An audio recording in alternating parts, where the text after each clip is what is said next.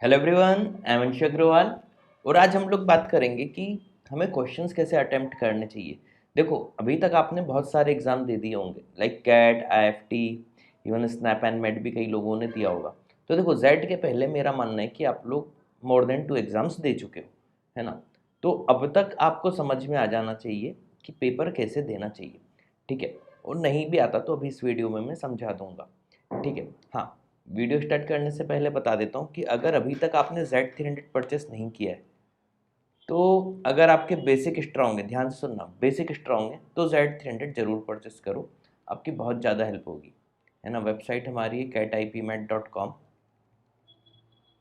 सारे के सारे 10 वीडियोस अवेलेबल हो चुके हैं इसमें, है ना, /Z300। अच्छा, कमेंट सेक्शन में बताओ कि आप लोग किस सीक्वेंस में पेपर अटेम्प्ट करते हो या आपकी स्ट्रेटजी क्या रहती है ना। और अगर मुझे उस स्ट्रेटजी में कोई भी कमी लगेगी तो मैं वहीं पे रिप्लाई करके आपको समझा दूंगा कि आपको क्या क्या चेंजेस करने चाहिए, ठीक है। तो कमेंट सेक्शन में ज़रूर बताना कि आपकी स्ट्रेटजी क्या रहती है एग्ज़ाम देने में और आपके रिजल्ट कैसे आ रहे हैं, या अंदाज़ा तो लगी क्या होगा। ठीक है। अब देखो, मेन चीज़ जो होती है किसी भी एग्ज़ाम में वो यही होती है। देखो, आपने एक चीज़ तो ध्यान दी होगी अभी तक कि आपने कोई भी एग्ज़ाम दिया हो या आपने बचपन से अभी तक काफ़ी सारी चीज़ें देखी होंगी जिसमें आपको लगता होगा कि यार ये बच्चा बहुत इंटेलिजेंट है, इसका तो एम में हो ही जाएगा या जेवियर्स में हो ही जाएगा। फाइनली हो सकता है उसका ना होता हो, और कई लोगों को देख के लगता होगा यार इसका तो हो ही नहीं सकता, उसका हो जाता होगा, है ना। भले ही वो उस बच्चे से कम इंटेलिजेंट हो नॉलेज वाइज। तो यही मेन चीज़ है। देखो, एग्ज़ाम में नॉलेज एक लेवल तक ही काम आता है।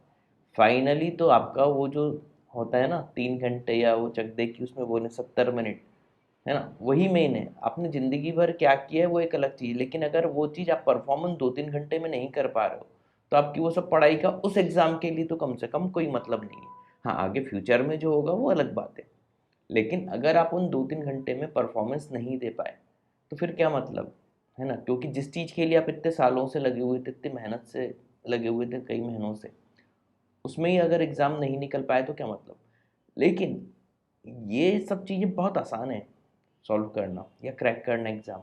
बस आपको थोड़े से चेंजेस करने। देखो, पढ़ाई की तो मैं बात ही नहीं करूँगा आज। आपको आपके जो डेली रूटीन है उसमें हल्का सा भी चेंज करोगे, आपको ड्रास्टिक चेंज मिलेंगे, है ना। तो ध्यान से समझो। देखो, जब भी आप कोई भी पेपर दो, सबसे पहले तो एक चीज़ ध्यान रखना, आपको मॉक टेस्ट खूब देने चाहिए, है ना। अब आप कोई भी इंस्टीट्यूट जाते हो, है ना, आपको जेड के कम से कम 6 मॉक टेस्ट तो हर कोई देता ही है।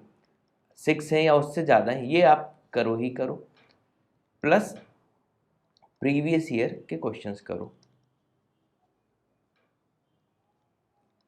प्रीवियस ईयर क्वेश्चंस और डिसीजन मेकिंग तो सिर्फ प्रीवियस ईयर के क्वेश्चन से ही करना। और क्वांट में तो आपको पता ही, हमारे चैनल पे आपको प्रीवियस ईयर के टफ से टफ क्वेश्चन के बहुत इजी सॉल्यूशन मिल जाएंगे। इतना तो कर ही लो। अब जो मैं स्ट्रेटेजी बताने वाला हूँ वो आपको मॉक टेस्ट से ही अप्लाई करनी है ना, तभी तो आपको समझ में आएगा कि फ़ायदा हो रहा है कि नहीं। देखो, जब भी कोई एग्ज़ाम दो आगे से ध्यान रखना भी। देखो, आप जेड दोगे, हो सकता है आगे चल के एसआरसीसी भी दो, हो सकता है सीमेट भी दो, है ना। अभी कंसंट्रेट हम जेड पे ही करते हैं। हमेशा ध्यान रखना, जब भी किसी भी एग्ज़ाम में जाके एग्ज़ाम दो, सबसे पहला काम आप क्या करो, सबसे पहले वो सेक्शन अटेम्प्ट करो जो आपका एकदम स्ट्रॉन्ग सेक्शन है। कई बार बच्चे उल्टा सोचते हैं, उनको लगता है ये हमारा बहुत तेज़ी है, इसको आखिरी में अटेम्प्ट करेंगे। लेकिन एक मोटिवेशन और डिमोटिवेशन नाम की भी एक चीज़ होती है।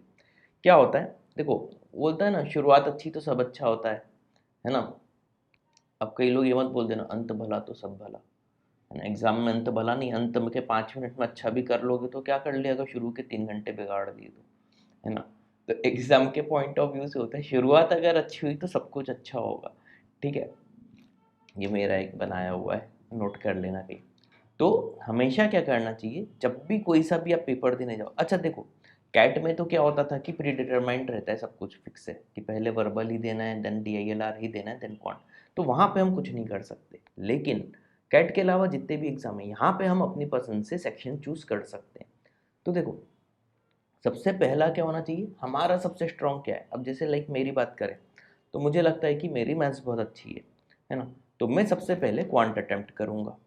अभी ध्यान से सुनना, अभी बहुत सारे चेंजेस आएंगे, है ना। आपको लगता है कि आपका वर्बल बहुत अच्छा है तो आप फर्स्ट प्लेस पे क्या कर लो, वर्बल एबिलिटी कर लो।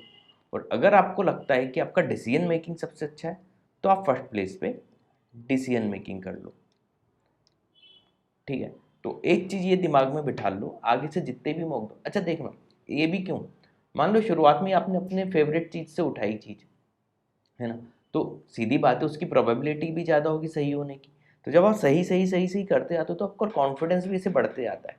और मान लो कि आपने उन सेक्शन से शुरुआत की जो आपके वैसे भी अच्छे नहीं है, तो आपका है ना कॉन्फिडेंस लो होते जाएगा शुरुआत से ही।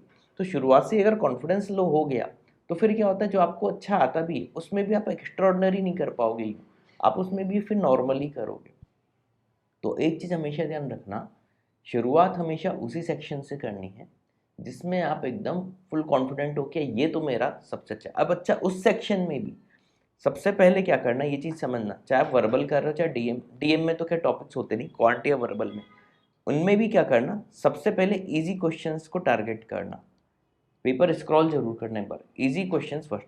ये मंत्र तो मैं हर एग्जाम में देता हूँ, इजी फर्स्ट, ये चीज़ तो ध्यान रखना। इजी क्वेश्चन को ही सबसे पहले करना है, क्योंकि देखो चाहे टफ क्वेश्चन करो चाहे इजी, नंबर 3 ही मिलने है ना, तो टफ क्यों करें भाई, पहले इजी इजी कर लें, ठीक है। अब एक चीज़ ध्यान रखना, अब क्योंकि कैट तो है नहीं जिसमें फिक्स टाइम लिमिट है, हमेशा ध्यान रखना, फर्स्ट तो मैंने बता दिया, लास्ट में किसी भी एग्जाम में लास्ट के जो 15 मिनट्स होते हैं, लास्ट के 15 की जगह 10 मिनट्स कर लो, 10 और 15 मिनट्स, है ना, इसमें कभी भी गलती से क्वांट मत करना, ठीक है। अब पूछो क्यों, वो भी बताता हूँ। तो देखो सीक्वेंस आपका जो होना चाहिए वो ऐसा होना चाहिए, क्वांट कर लो, वर्बल एबिलिटी कर लो, डीएम कर लो, है ना, या क्वांट कर लो, है ना, फैक्टोरियल 3 मतलब 6 केस बनेंगे लेकिन 6 में हम कुछ कम करेंगे, क्वांट कर लो, डीएम कर लो, वर्बल एबिलिटी कर लो, या वर्बल एबिलिटी कर लो, क्वांट कर लो, डीएम कर लो, या डीएम कर लो, क्वांट कर लो और वर्बल एबिलिटी कर लो। तो ये 4 केस बनाए हमने, फैक्टोरियल 3 में 6 केस बनते हैं, हमने 4 बनाए। इन चारों केस में देखना क्वांट को बस आखिरी में नहीं रखा है ना, ये इन 4 में से आप कोई भी एक सीक्वेंस फॉलो कर सकते हो, ठीक है। या एक और तरीका होता है, फिर तो बहुत सारे तरीके होंगे, सबसे पहले सब सारे सेक्शंस के इजी इजी कर डालो क्वेश्चन, देन आपको लगे कि जो सेक्शन ज़्यादा इजी उसमें ज़्यादा आप कर लो, लेकिन हाँ लास्ट 10 to 15 मिनट, अभी फिर से बता रहा हूँ, लास्ट 10 to 15 मिनट कभी भी क्वांट मत करना। लास्ट 10 to 15 में देखो, अगर नंबर ऑफ क्वेश्चन को ज़्यादा करने तो लास्ट 10 to 15 मिनट्स के लिए डीएम रखना, या वर्बल एबिलिटी में बिना आरसी वाले क्वेश्चन, ये विदाउट आरसी रखना, है ना। मेरा जो मानना है वो वर्बल एबिलिटी ही रहेगा, क्योंकि डीएम में भी आपको सेट पढ़ना पड़ेगा, उसके बाद ही आप क्वेश्चंस के आंसर लगा पाओगे। तो लास्ट के जो 10 to 15 मिनट रहते हैं उनमें वो क्वेश्चन होने चाहिए जो सिंगल सिंगल टाइप हो, वो पढ़ते से आंसर दे दो, है ना। तो इस टाइप के जितने भी क्वेश्चन होते हैं आरसी को छोड़ के आप वर्बल एबिलिटी कर सकते हो लास्ट में। तो मेरा पर्सनल मानना हमेशा वर्बल एबिलिटी ही रहता है लास्ट में। हाँ, वर्बल एबिलिटी को 2 पार्ट में कर सकते हैं, शुरुआत में थोड़ा सा आरसी कर लिए, वर्बल के छोड़ दिए, उनको आखिरी के लिए छोड़ दिया कि यार इसको आखिरी के 10-15 मिनट में करेंगे। क्वांट मैंने बार बार क्यों मना कर रहा हूँ, क्योंकि क्या होता है क्वांट में फिर आप जैसे जैसे टाइम एकदम नज़दीक आता है ना, बच्चों के हाथ पैर फूलने लगते हैं और वो क्वांट के फिर क्वेश्चन उतनी स्पीड में नहीं कर पाते। जैसे मान लो शुरुआत में जब करोगे तो हो सकता है कि 1 to 2 मिनट में आप क्वांट का एक क्वेश्चन कर लो, या 1 मिनट पर क्वेश्चन आपको लगे, है ना। लेकिन लास्ट का जब टाइम आएगा तब आप 1 मिनट में एक क्वेश्चन नहीं कर पाओगे, वो इतना प्रेशर रहेगा, या कैलकुलेशन गड़बड़ कर दोगे जल्दबाजी के चक्कर में। देखो क्वांट में कैलकुलेशन मिस्टेक भी हो सकती है, या आप हो सकता है क्वेश्चन को ढंग से ही ना पढ़ो, है ना, बहुत सारे केस हो सकते हैं। तो क्वांट को कभी भी आखिरी के 10-15 मिनट के लिए मत छोड़ना, ठीक है। अब वर्बल में मान लो जो वॉकअप टाइप का क्वेश्चन आएगा आएगा, नहीं बना नहीं बना, तो पढ़ के ही आंसर लगाना है मतलब, ठीक है। तो इस टाइप के जितने भी क्वेश्चन है जिनको सिर्फ पढ़ना है और आंसर लगाना है ना, तो आप वर्बल में जा सकते हो। या डिसीजन मेकिंग का करना हो तो कम से कम फिर 5 मिनट तो रखना पड़ेगा आपको, है ना, एक सेट कम से कम 5 मिनट तो लेगा अगर स्पीड में भी पढ़ेंगे, तो डिसीजन मेकिंग का एक आध सेट बचा के रख सकते हो आखिरी के 5 मिनट में, और वर्बल के एक एक सिंगल जो क्वेश्चंस रहते हैं उनके लिए। तो वही आखिरी के 10 to 15 मिनट्स कभी काउंट मत करना। अब देखो ये जो चीज़ें बताई पिछले 10 मिनट में, ये छोटे छोटे चेंजेस करोगे ना, आप अपना रिजल्ट देखना ड्रास्टिक चेंज पाओगे। मतलब पहले आपके जितने भी मार्क्स बढ़ रहे होंगे, मेरी इन तरीकों से आपको 5 to 6 क्वेश्चन का जरूर फर्क पड़ेगा। 5 to 6 क्वेश्चन भी 15 to 18 मार्क्स हो जाता है ना। तो देखो 15 to 18 मार्क्स, एक एक मार्क्स पे कितने हजारों बच्चे होते हैं। तो अगर हमारे 15 to 18 भी बढ़ रहे हैं, तो आप सोचो आपके कितने परसेंटाइल इंक्रीज हो जाएगा। और यहाँ पे देखो बिल्कुल इतनी देर में, पिछले 10 मिनट में पढ़ाई की बात ही नहीं की, सिर्फ पेपर कैसे देना है इसके बारे में बात की है, ठीक है। और हाँ, आपके मन में अगर कोई भी डाउट हो तो आप मुझसे कमेंट सेक्शन में पूछ भी सकते हो। और हाँ, अगर अभी तक वीडियोस देख रहे हो, मोर देन 700 वीडियोस हैं, तो आपको पता होगा कि कैट 2023 और कैट 2024 का भी हमारा वीडियो कोर्स चालू हो चुका है। तो अगर कैट 2023 परचेस करना हो आपको या आपके पहचान में किसी को भी, तो आप हमें रेफ़र कर सकते हो। तो catipmet.com/cat2023, और अगर उसके नेक्स्ट ईयर कोई दे रहा है तो /cat2024। और हाँ, आपके रिलेशन में कोई अगर आईपीएम की भी प्रिपरेशन कर रहा हो, तो अगर नेक्स्ट ईयर आईपीएम दे रहा हो तो /IPM2023, और उसके नेक्स्ट ईयर देना हो तो /IPM2024। यहाँ पे जाके आप कोर्स परचेस कर सकते हो, ठीक है। तो उम्मीद है वीडियो पसंद आया होगा। Thanks for watching this video.